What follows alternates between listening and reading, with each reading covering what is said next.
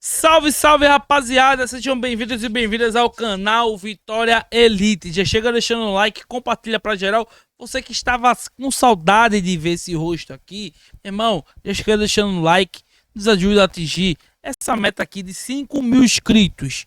Conto com a sua ajuda. Hypa muito este vídeo, compartilha pra geral.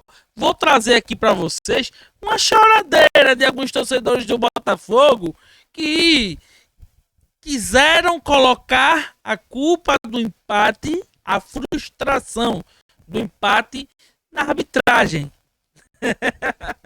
Mas Arcanjo que está sendo cotado aí pela Gazeta TV, né? Já começou o mutirão. Lucas Arcanjo na seleção, viu? Mas o jogo, o Botafogo produziu para vencer. Mas temos que falar também do nosso grande árbitro, Jonathan Bethalfs, que foi o amigão do antijogo. Voltamos ao futebol brasileiro, onde o antijogo é forte o tempo todo, né? Porque o Vitória não quis jogo, ele não deu nenhum cartão pro Lucas Arcanjo, que fez ser o tempo todo, os jogadores do Vitória o tempo todo se jogando dentro de campo, e ele deixando o antijogo acontecer. Então a gente teve um árbitro que foi totalmente benevolente ao antijogo. Danilo Ronaldo jogou hoje, até que entrou bem diante de um contexto de um time que não foi tão bem assim. Entrou como o Danilo sempre fez.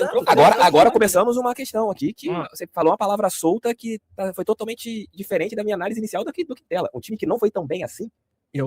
Eu acho que a gente teve momentos, mas o total do Botafogo não foi grande. Um time que criou pelo menos 7 oportunidades de fazer um gol e para com 4 grandes defesas do goleiro, você não acha? A maioria absoluta dessas chances condensadas em 2 momentos. Uma na meiuca do segundo tempo, que a gente consegue encurralar o Vitória, e o resto na primeira metade do primeiro tempo. De resto, acho que o Botafogo foi abaixo. Vamos agora para uma discordância daqui. Eu analisar um pouquinho diferente do também. Eu também, assim, vamos para números. Agora a gente falou do caso do Danilo, vamos pro caso do jogo. Eu acho que nem a questão nem de estar certo ou errado, são análises diferentes também, são visões de jogo diferentes. Eu acho, por exemplo, que eu entendo exatamente a análise que o Léo está fazendo. A minha discordância é porque a postura que o Vitória veio para o jogo foi uma postura de um time que não quer deixar o outro time jogar. Eu posso falar em relação ao Lucas Arcanjo? Sim. A pergunta que eu faço para vocês dois. Vocês acham que o Lucas Arcanjo já ganhou do Botafogo na carreira dele? Não sei. Nunca ganhou. Mas lembro dele já ter fechado gol naquele outro jogo.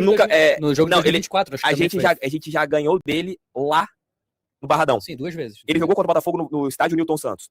Em 2026, nesse jogo de hoje, o XG foi de 1.36 e ele tirou uma nota 8.8 no SofaScore. Com 6 grandes defesas. Uhum. Em 2025, 0-0 também. XG de 1.72, nota de 8.2, 7 defesas. Em 2024, 1-1, que é o jogo que tira a gente da liderança do Campeonato Brasileiro. Sim. XG de 1.82, ele fez nota 8.9, 9 defesas. Não, esse jogo eu lembro bem, 2024. Não, acabou. Aí tem o Botafogo, que ganha no Vitória, aqui de 1-0. O XG de 1.2, a nota dele é 7.2 e fez 4 defesas. Então, sempre vai bem, né?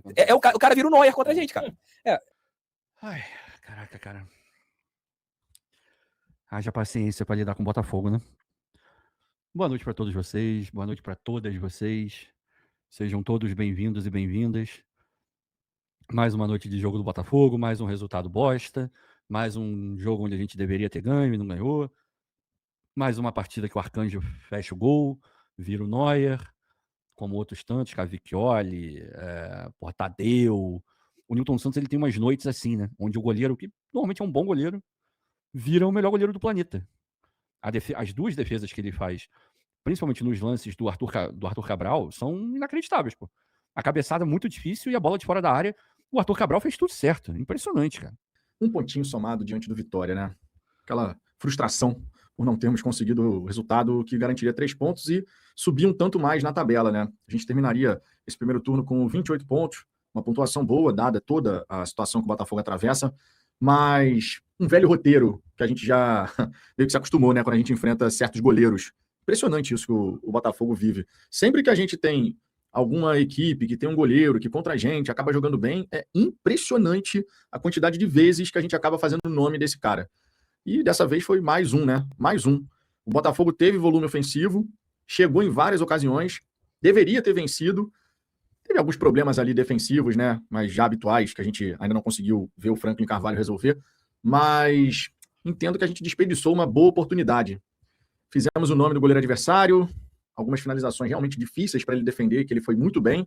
Outras que a gente poderia ter caprichado um tantinho mais. No fim das contas, 0-0. 0-0 frustrante. Repito, vencemos o Santos num jogo que foi muito complicado para a gente e num jogo que deveria ter sido mais tranquilo pelo volume que o Botafogo conseguiu apresentar, o empate. Futebol, na sua essência, né? Quando a gente acha que vai dar ruim, a gente vai lá e ganha. Quando a gente acha que vai dar bom, a gente vai lá e empata.